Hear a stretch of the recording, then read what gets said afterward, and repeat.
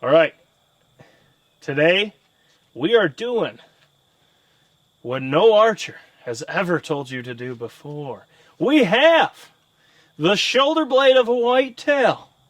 We have a broadhead.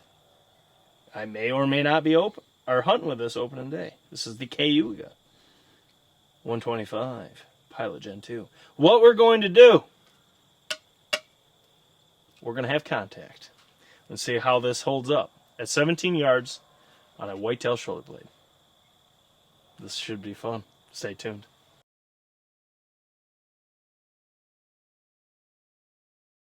All right, so very simple. We have a simple test, okay? We got my setup, which we'll go over in a second. Down there, this is either going to work, down there. This is either going to work or it's not.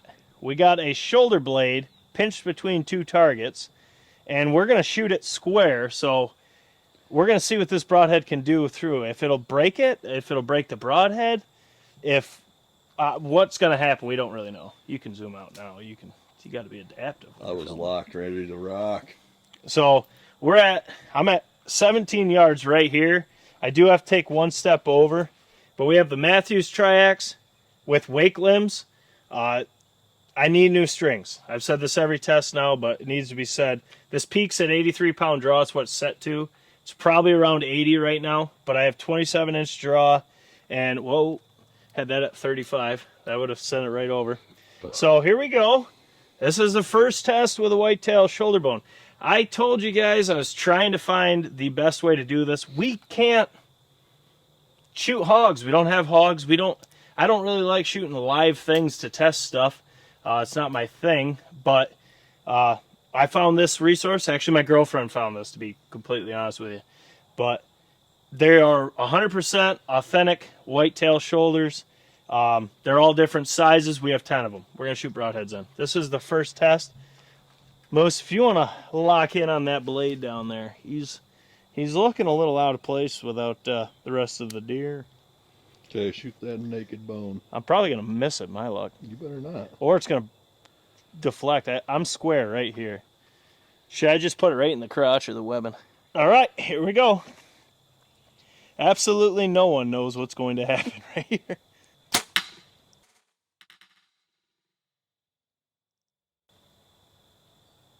Looks like you made contact with a shoulder blade. Woo-hoo-hoo! I put it right down in the crotch and our webbing, didn't I? The other thing about having the target right behind it might be a pain to get the arrow out, because we don't want to damage it anymore. What we're trying to do is just get a test based on damage from the blade itself. Will the broadhead survive? Okay. All right, so you can see we hit dead in the crotch of the shoulder blade. So I don't want to.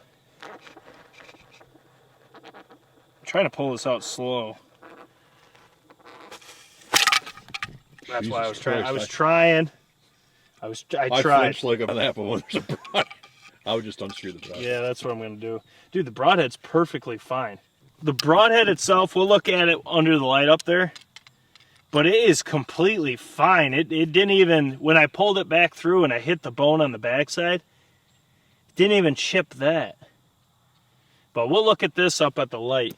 You can see the blade, how we had it was this way, and we had it pinned right in here. You can see it took bone and put it in my target, so that's cute. But it cut right through that thing. You can see the bleeders did their job, and then on the back side, you can see right there, blew it right through. That's the way you shot it, was that side, right? They would be this way. I had it just like this. I think we should try to hit farther to the right. Well, I was just trying to hit it. I know. We don't know what to do yet. I'm saying we should just try to hit the hard part.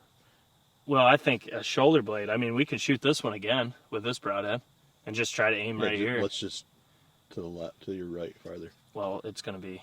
Yeah. Hit that. That's going to deflect. No, turn it around the other way. I can't. This is only a finite way of holding this. We're going to shoot this again with the same broadhead. We'll go up and look at it. But I think what Moose is trying to say is we need to hit this. But the problem is, in my opinion, I think the shoulder blade is a shoulder blade. If you can hit, you hit it and it survives, it's all that you need to see. But we'll shoot it again. We'll figure out how to get this side, like right here. And I don't know how we're going to do that, but stay tuned. I'll catch you up there. All right, guys, so after the first shot, can you see it good? It's just, yep, right there. After the first shot, the main blade is completely fine. The bleeder blades, can you see this? Yeah, just a little, yep. The bleeder blades got a little nick on them, but that's it. The rest of the broadhead, completely sharp, didn't even phase it at all. So what we're going to do now is I'm going to take a step to my left and try to shoot lower in the V of that bone. So we're going to shoot this further down into this bone, and which I think for mechanicals, I would never do this in a test, but for fixed heads, you almost have to, especially for broadheads like this. But I'm going to just step over and then try to aim lower and hit as much of that support as we can to really test this broadhead. But after that first test, and it punched straight through, no problem, these KAYUGAs are the real deal. All right, right here I'm good. So I'm probably not 17 yards anymore, but it's not about that. It's just about, can it survive? You're good? Yes.